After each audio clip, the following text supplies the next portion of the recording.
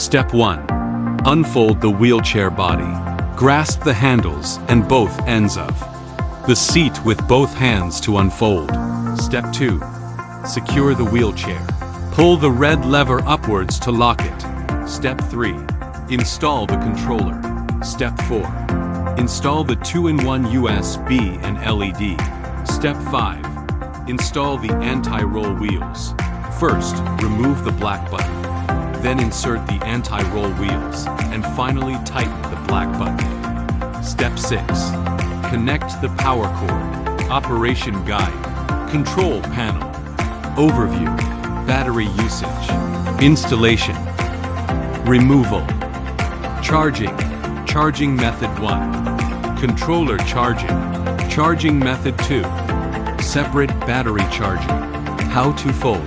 Folding operation. Turn off the controller. Switch from mode D to N manual mode. Press the red button to unlock. Fold wheelchair. Secure the wheelchair with the folding straps.